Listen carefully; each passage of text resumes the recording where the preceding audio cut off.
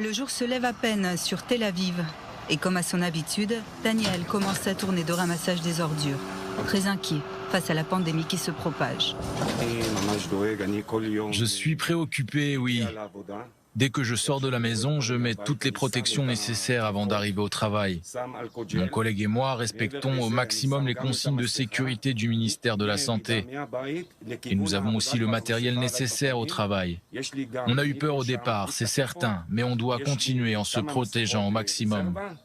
Pour les autres, Daniel et son collègue doivent poursuivre leur mission de service public et assurer toute la semaine le nettoyage des rues de Tel Aviv.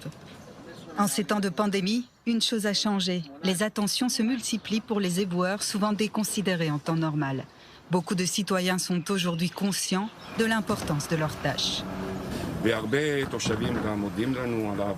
Il y a beaucoup d'habitants qui nous remercient en ce moment. C'est une chose dont on n'a pas forcément l'habitude. Mais en ces temps de confinement, les gens sont très reconnaissants et comprennent mieux le travail que nous faisons.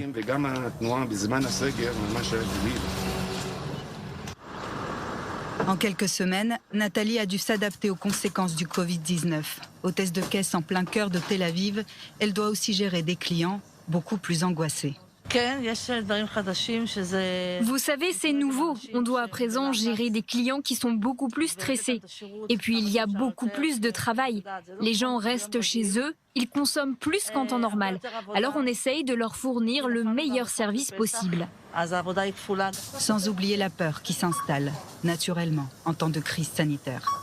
Je suis maman de 4 enfants. Je dois faire attention à moi et aussi lorsque je rentre à la maison.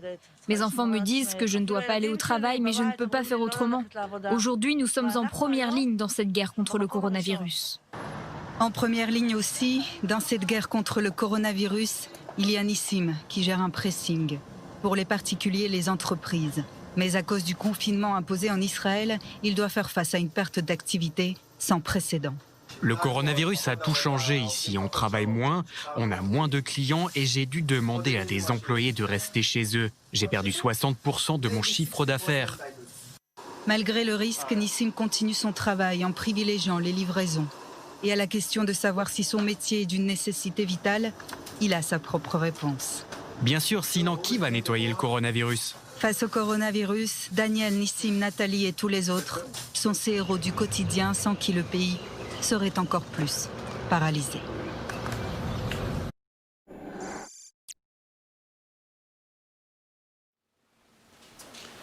Oui, bonjour, je suis Yves.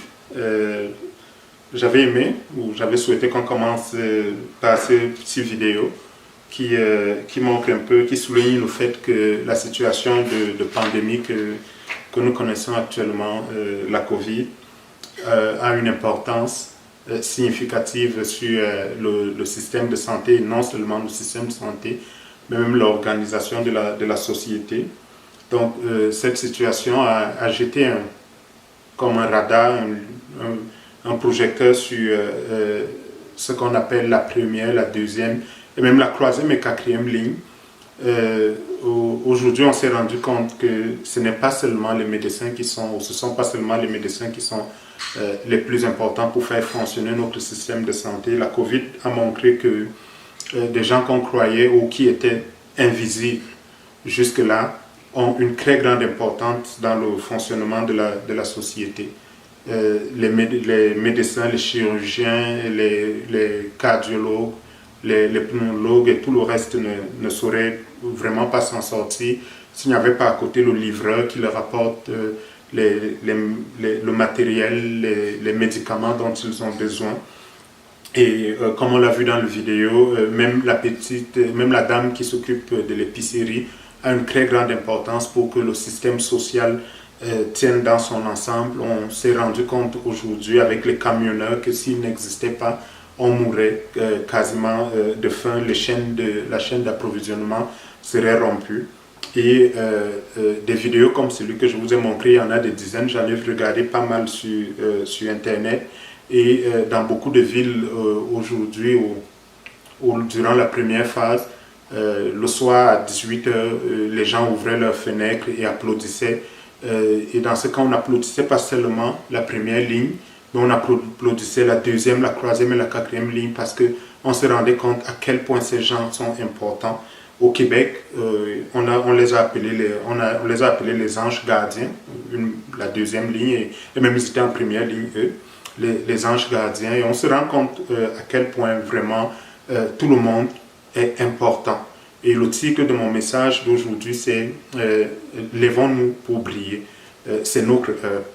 Et la COVID a mis rudement, a mis à l'épreuve le système social dans son ensemble et on s'est rendu compte que tous les maillons sont importants. Imaginons une chaîne, quand on a une chaîne qui est formée de 100 maillons et que 99 de ces maillons sont faits en acier crampé et qu'il y a un seul de ces maillons qui est fait, disons, en porcelaine. Les 99 autres ne pourraient rien. La chaîne ne serait pas plus forte que la porcelaine et peu importe l'endroit où on la place, qu'on la place en première ligne, qu'on la place au milieu ou qu'on la place à la fin, simplement parce que cette chaîne est la plus faible, c'est elle qui donne la force avec laquelle la chaîne, parce que ce maillon est le plus faible, il donne la force, il indique la force avec laquelle la chaîne va résister face à une tension. Et on s'est rendu compte qu'aujourd'hui, les gens qu'on croyait insignifiants ont une très grande importance dans la société pour qu'elle fonctionne et pour qu'elle soit capable de résister face à des situations comme celle-ci. Si ces gens n'étaient pas là, ces personnes qu'on croirait naturellement insignifiantes, invisibles, si ces personnes n'étaient pas là aujourd'hui, le système tout entier s'écroulerait. En regardant la situation et en écoutant quelques vidéos, il y a deux principaux enseignements que j'ai tirés de là. Mais avant qu'on ne rentre dans ces enseignements-là, j'aimerais ensemble qu'on lise dans Éphésiens. Je lirai de 1 à 13. Il y a quelques versets que je sauterai. Je lis dans la version du Semeur, donc Éphésiens 4, de 1 à 13. Moi, c'est Paul qui parle, moi qui suis prisonnier à cause du Seigneur, je vous demande donc instamment de vous conduire d'une manière digne de l'appel qui vous a été adressé. Soyez toujours humbles, empreints de douceur et patients. Supportez-vous les uns les autres avec amour. Efforcez-vous de conserver l'unité que donne l'Esprit dans la paix qui vous lie les uns aux autres. Verset 4. Il y a un seul corps et un seul esprit. De même, Dieu vous a fait venir à lui en vous donnant une seule espérance, celle à laquelle vous avez été appelés. Il y a un seul Seigneur, une seule foi, un seul baptême, un seul Dieu et Père de tous, qui règne sur tous, qui agit pour tous et qui est en tous. Verset 7. Cependant, chacun de nous a reçu la grâce de Dieu selon la part que Christ lui donne dans son œuvre. Et puis, je vais sauter pour aller au verset 11, qui est probablement dans ce chapitre le verset que l'on connaît le plus. Il dit, « C'est lui qui a fait don de certains comme apôtres, d'autres comme prophètes, d'autres comme prédicateurs de l'évangile, certaines versions disent d'autres comme évangélistes, et d'autres encore comparables à des bergers, certaines versions disent pasteurs et enseignants. Et le verset 12 dit, « Il a fait don de ces hommes pour que les membres du peuple soient rendus aptes à accomplir leur service en vue de la construction du corps de Christ. » Certaines versions disent de l'édification du corps de Christ qu'est l'Église. Donc, je tire deux enseignements de la situation que l'on vit et peut-être également du texte que je viens de lire. Le premier, c'est que les dirigeants doivent être humbles et ne pas supposer que les choses avancent rondement grâce à eux ou uniquement à eux. ils doivent se rendre compte que c'est un mouvement d'ensemble. Lorsqu'on lit, particulièrement le verset 11 qui dit que Dieu a donné les uns comme apôtres, les autres comme prophètes, les uns comme évangélistes et les autres comme pasteurs et enseignants et docteurs, souvent on peut être amené à en faire une lecture qui n'est pas tout à fait complète et qui, pour cette raison-là, devient quelque chose d'erroné. C'est qu'on peut être amené à penser que Paul voulait avant tout et uniquement établir une hiérarchie dans l'Église où on aurait les apôtres, les prophètes, les pasteurs, les évangélistes d'une part et le reste de l'Église d'autre part. Ce serait vraiment quelque chose, on passerait à côté de la substance même de ce texte. Mon sentiment est qu'avant tout, ce que Paul voulait faire, c'est qu'il souhaitait mettre l'accent sur le fait que le corps, l'Église est un corps et que tous les membres sont complémentaires et font partie de ce corps-là. Que chacun joue un rôle dans le corps et que personne n'est inutile. Les titres que l'on a ne veulent pas dire grand-chose si ces titres-là ne nous amènent pas justement à considérer que nous avons un rôle qui n'est qu'un rôle dans l'ensemble ou qui fait partie d'un ensemble, d'un très grand mouvement que le Seigneur utilise des personnes et avec des talents divers pour accomplir son objectif. Si on se met juste à penser que nous avons le rôle le plus important, alors on passe à côté de cela. On peut, dans certaines circonstances, être amené à croire que, en effet, nous sommes celui sur qui repose l'œuvre de Christ et que si on disparaît, cette œuvre peut disparaître avec nous. Le prophète Élie a vécu une situation que je qualifierais de semblable à celle-là. Lorsqu'il a été persécuté par Jézabel et Akab. Je vais lire dans 1 Roi 19, le verset 14 dit, il répondit, c'est Élie qui parle, il parle au Seigneur, j'ai déployé tout mon zèle pour l'Éternel, le Dieu de l'univers. En effet, les Israélites ont abandonné ton alliance. Ils ont démoli tes autels et ont tué les prophètes par l'épée. Je suis resté moi seul et ils cherchent à m'enlever la vie. Le verset 15, et l'Éternel lui dit, vas-y, poursuis ton chemin dans le désert jusqu'à Damas. Une fois arrivé là-bas, tu consacreras par onction Hazaël comme roi de Syrie. Tu consacreras aussi par onction Jéhu, le petit-fils de Nimshi, comme roi d'Israël. Et tu consacreras par onction Élisée, le fils de Shaphat, d'Abel Méola, comme prophète à ta place. Celui qui échappera à l'épée de Hazaël, Jéhu le fera mourir. Et celui qui échappera à l'épée de Jéhu, Élisée le fera mourir. Le verset 18 dit, mais je vais laisser en Israël 7000 hommes. Ce sont tous ceux qui n'ont pas plié le genou devant Baal et dont la bouche ne l'a pas embrassé. En fait, Élie pensait qu'il était resté tout seul et qu'il n'y avait personne d'autre qui n'avait fléchi le genou devant Baal. Mais le Seigneur lui révèle qu'il s'était réservé 7000 qui n'avaient pas fléchi le genou devant Baal. Et le Seigneur lui fait comprendre que oui, il est fatigué et que c'est le temps pour lui de céder. Il va céder son flambeau à quelqu'un d'autre, Élisée notamment, qui fera beaucoup de miracles. Il fera même, lorsqu'on compte simplement les miracles qui sont répertoriés dans la Bible, Élisée en a fait il a fait le double de ce que Élie avait fait. Mais ça, c'est ce qui est répertorié. Je ne sais pas si dans les faits, il y en a qui n'ont pas été répertoriés.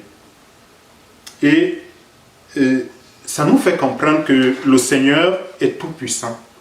Et que même quand on est des dirigeants, le Seigneur peut utiliser qui il veut. Et que le fait que nous avons sur nous, ou que nous avons un titre, ça ne nous amène pas ça ne peut pas, ça ne devrait pas nous amener à penser que nous sommes les plus importants. Nous sommes un maillon et la chaîne est grande. Et la chaîne ne peut pas être plus forte que nous, peu importe qui nous sommes dans cette chaîne-là. Et nous devons privilégier le reste de l'ensemble, l'ensemble de l'Église et comprendre que en tant que leader ou en tant que responsable, le Seigneur met des gens à côté de nous qui travaillent pour porter la vision avec nous. Et parfois, le titre que l'on porte n'est pas révélateur de la vision que le Seigneur a. J'ai lu ou j'ai écouté l'histoire d'un pasteur qui était à la tête d'une très grande église de milliers de personnes. Et l'église était en très bonne santé. Et il y avait là des belles choses qui se passaient, des miracles qui avaient lieu, que les gens vivaient. Et il y a une dame elle était âgée de près de 90 ans, elle est décédée. Le pasteur est allé elle fréquentait l'église, était fervente à l'église, elle était effacée. Et le pasteur allait à son oraison funèbre, il a prononcé, en fait, il allait à son enterrement, il a prononcé une belle oraison funèbre. Et une semaine après, alors que le pasteur est là et devant le Seigneur, et le Seigneur lui dit, je suis Christ parce que le pasteur de cette église est décédé. Et il sursaute, il dit, Seigneur, qu'est-ce que ça signifie? Est-ce que tu es en train de me dire que je suis en train de mourir ou que comme Ézéchias, je dois donner des ordres à ma famille et m'apprêter à partir? Mais je ne comprends pas cette parole. Le Seigneur lui dit, oui, en effet, le pasteur de cette église est décédé et mon cœur est Christ et là, il faut que je lui trouve quelqu'un d'autre. Et il dit, mais Seigneur, c'est moi le pasteur de cette église? Le Seigneur lui dit, non. Tu n'es pas le pasteur de cette église. Le pasteur de cette église avait 90 ans et elle est décédée et tu as été à son enterrement et tu as prononcé une très belle oraison funèbre. Et là, il se rend compte que c'est cette dame qui avait l'onction pastorale dans cette église. Elle semblait effacée, mais elle était celle qui prenait le soin de l'église. Bien sûr que le Seigneur l'utilisait, le Seigneur avait déposé en lui un autre ministère, d'autres dons. Mais aux yeux des hommes, c'était lui qui avait le titre de pasteur. Mais aux yeux du Seigneur, l'onction pastorale était sur cette dame-là.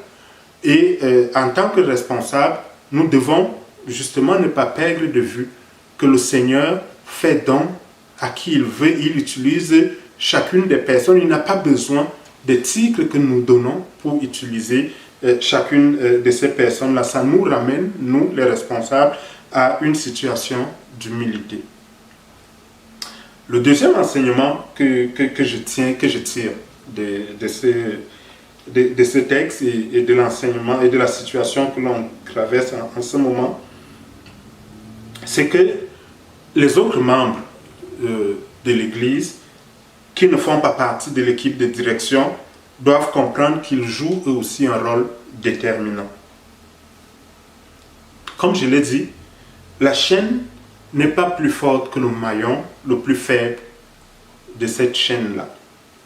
Ça signifie que c'est le temps pour nous de nous fortifier et de savoir que peu importe qui nous sommes dans la chaîne, nous devons élever notre capacité à porter l'ensemble de la chaîne et à renforcer la chaîne. Il nous faut nous fortifier. Parce que nous soyons le plus fort ou le plus faible de cette chaîne-là, la chaîne gagnerait à ce que nous nous élevions. Donc arrêtez de penser que les choses ne peuvent bouger que si un des dirigeants prend lui-même les choses en main. La situation actuelle nous fait penser que nous avons un rôle à jouer, peu importe qui nous sommes. Nous devons arrêter de penser que notre action est limitée. Et que nous devons plutôt réaliser ce que le psaume 60, le verset 12 dit, c'est que avec Dieu, nous ferons des exploits et il écrasera nos ennemis. Nous devons arrêter de croire que nous allons être utiles seulement à certaines conditions.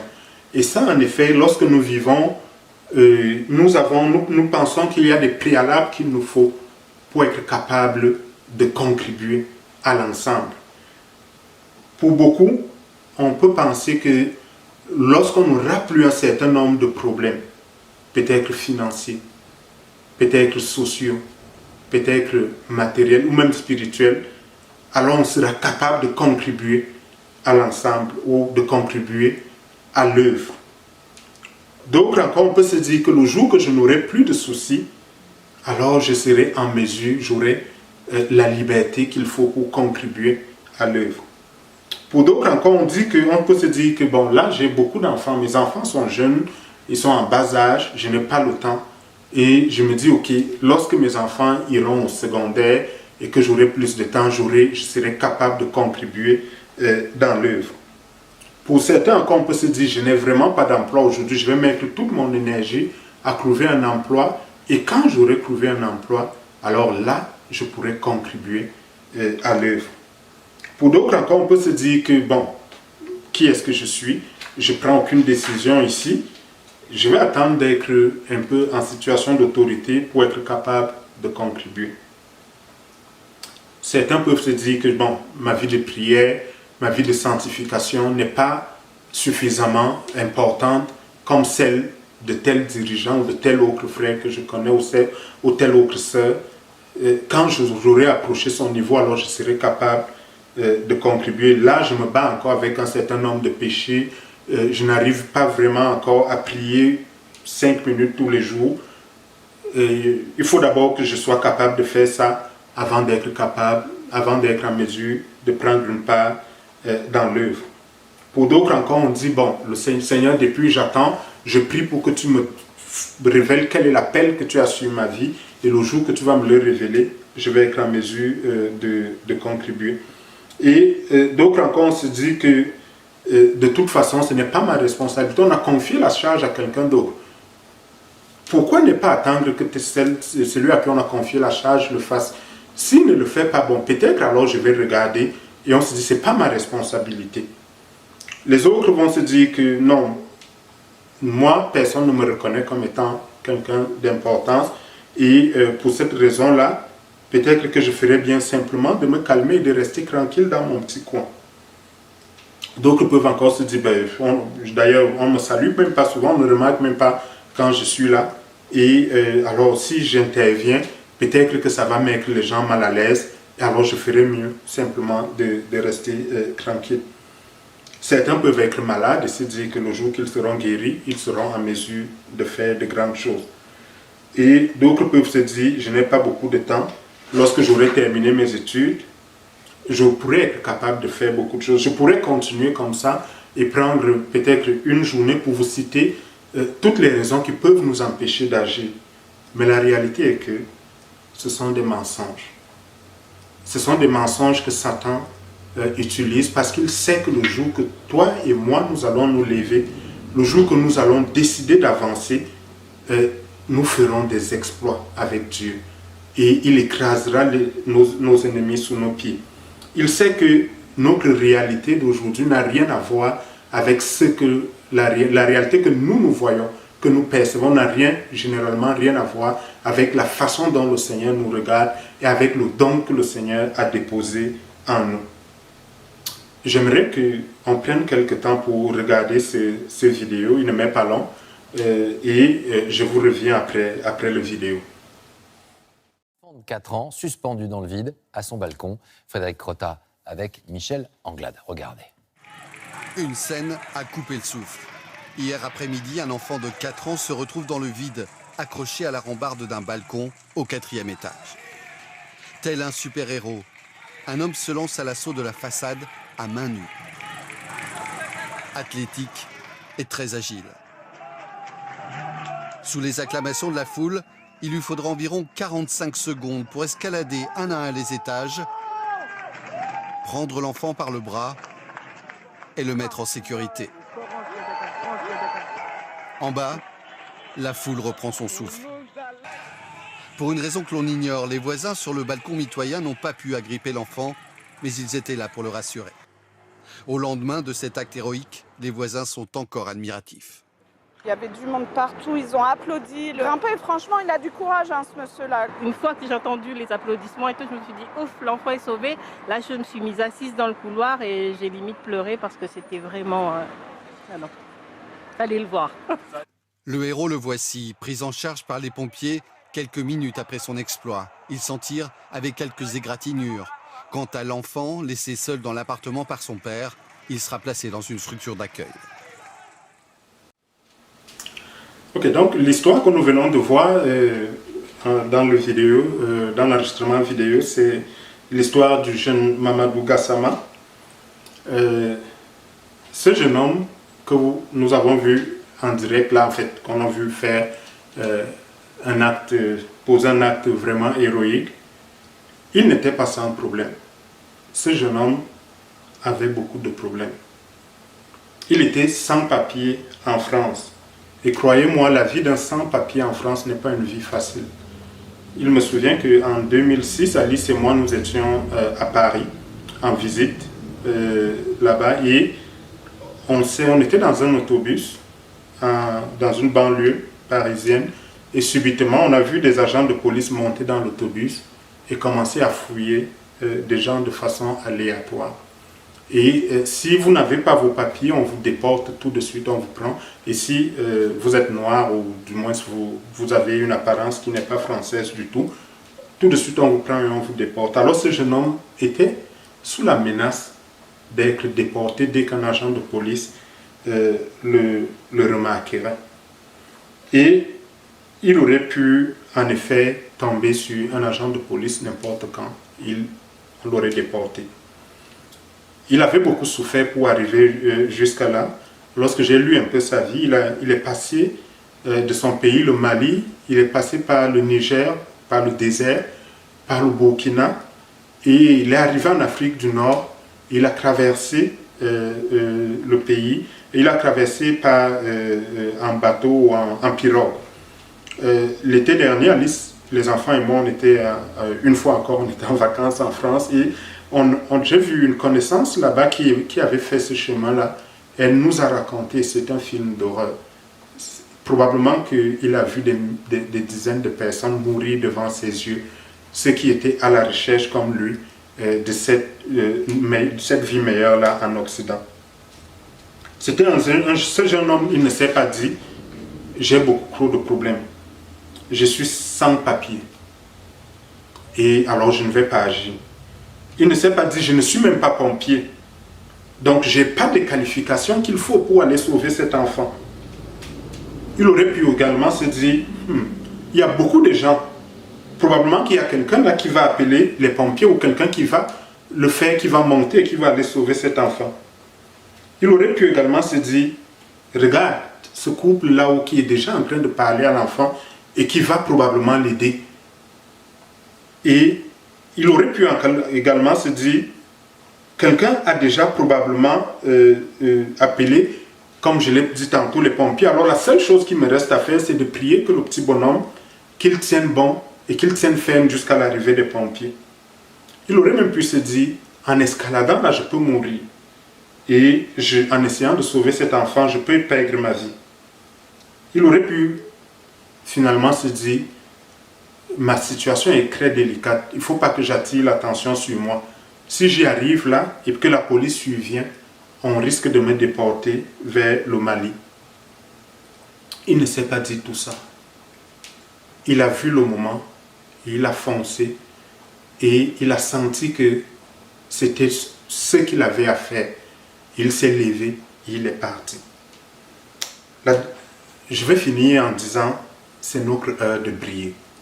La situation que nous vivons aujourd'hui nous fait comprendre que c'est le moment de se lever et c'est le moment de briller. Il y a un appel sur ta vie et sur la mienne. C'est celui de briller. Et Ésaïe 58, le verset 12 dit, « Les tiens rebâtiront sur d'anciennes ruines. Tu relèveras des fondements antiques, on t'appellera réparateur de brèches, celui qui restaure le chemin, qui rend le pays habitable. C'est l'appel qui a suivi ta vie, celui d'être un réparateur de brèches, celui qui restaure les sentiers et celui qui rend le pays habitable. C'est le moment pour toi de t'élever et c'est le moment de briller. Ton appel, c'est celui-là. Ce n'est pas celui de rester assis sur ton canapé. Ce n'est pas celui de laisser Satan nous dire qu'on n'est pas capable et qu'on est sans importance et que les autres vont le faire à notre place et qu'on n'a pas besoin et qu'on risque de mal le faire de toute façon. La réalité est que le Seigneur est tout puissant. Il est capable de faire des choses avec ou sans nous. Et comme on l'a vu dans le cas d'Élie, il était capable de faire sans Élie en suscitant, en utilisant même des non-chrétiens comme Hazaël, qu'il a établi roi sur Damas pour accomplir ses projets. Notre Dieu est tout puissant, il peut tout faire. Il n'a pas vraiment besoin de nous, mais il sait que l'appel qu'il y a sur nous est pour nous également, pour nous faire découvrir que nous sommes appelés à quelque chose de plus grand. Il y a des choses qui sont bien, qui sont bien entre les mains de Dieu, mais elles sont meilleures quand Dieu les partage avec nous. Il y a cette histoire que j'ai souvent l'habitude de raconter. On l'a écoutée à une prédication et elle nous a fait rire. Et depuis ce temps-là, on aime la raconter. Et ça dit que il y a certaines choses qui ne sont pas bien quand elles sont entre les mains de Dieu tout seul. C'est l'histoire d'un homme qui a décidé, il y avait une parcelle de terrain au milieu du village qui était à l'abandon, les herbes y poussaient, ça ne s'était pas beau du tout. Il a décidé d'aller y faire un jardin. Il a cultivé le jardin et le jardin était tellement magnifique. Et ce monsieur faisait partie d'une église et un autre chrétien de la même église le voit et lui dit « Waouh, le Seigneur et toi, vous avez vraiment travaillé très fort ici. Hein? Il faut voir cet endroit parce que waouh, qu'est-ce que vous avez travaillé ?» Et le monsieur de lui répondre « Oui, en effet. Le Seigneur et moi, on a vraiment travaillé très fort. Mais il faut voir cet endroit, à quoi il ressemblait quand ce n'était qu'entre les mains de Dieu tout seul. » Donc, il y a certaines choses qui sont belles lorsque Dieu et nous mettons ensemble pour les faire. Et c'est ce que le Seigneur attend de nous dans ces moments-ci. Le Seigneur souhaite collaborer avec toi, il souhaite collaborer avec moi. Si vous remarquez qu'il y a quelque chose qui n'est pas fait, ou qui est mal fait, ou qui demande d'être fait, ne demandez pas, ne vous tournez pas et dites « Seigneur, révèle-moi quelle est la vision que tu as pour ma vie. » La Bible dit que si vous savez, celui qui sait faire un bien et qui ne le fait pas commet un péché. Et la Bible dit encore que ce que votre main trouve à faire, faites-le. Si vous avez fait une remarque et que il y a quelque chose qui n'est pas fait, c'est probablement que le Seigneur ouvre vos yeux. Il y a un sage qui m'a dit, il y a probablement une raison pour laquelle tu es l'une des seules personnes à remarquer cette situation. C'est parce que le Seigneur veut que ce soit toi qui t'en occupes. Ne disons pas que Seigneur, tu as appelé tel et il a la responsabilité de ça. Le Seigneur veut que nous nous lévions et que nous brillions. Le Éphésiens 4, le verset 7 qu'on a lu dit que « Mais à chacun de nous, la grâce a été donnée selon la mesure du don de Christ. » Le Seigneur nous a donné, nous a mis un don en nous et il veut que nous brillions. Et cette situation fait que la première, la deuxième, la troisième et la quatrième ligne sont révélées au grand jour. C'est la même chose au sein de l'Église. La situation que nous connaissons aujourd'hui de confinement et de difficultés, c'est une opportunité pour toi et pour moi de briller. En terminant, il y a ce proverbe de l'Afrique de l'Ouest qui dit que si vous pensez qu'un moustique est insignifiant et qui n'est capable de rien, je vous suggère de passer une nuit avec 3 moustiques dans une pièce enfermée. vous vous rendrez compte après le lendemain que le moustique a un certain impact. Et c'est la même chose pour nous. Même si nous sommes insignifiants, nous avons un impact. Et je nous encourage, levons-nous et brillons. Le Seigneur nous bénisse. J'aimerais terminer en priant. Je te bénis, Seigneur, pour l'appel que tu as sur nos vies. Je te bénis parce que tu nous appelles à accomplir de grandes choses. Et tu ne regardes pas nos limites. Tu ne regardes pas la position que les hommes nous donnent. Tu nous appelles réparateur de brèches, celui qui restaure les sentiers et qui rend le pays habitable. Je te dis merci pour cela. Au nom de Jésus. Amen. Soyez bénis.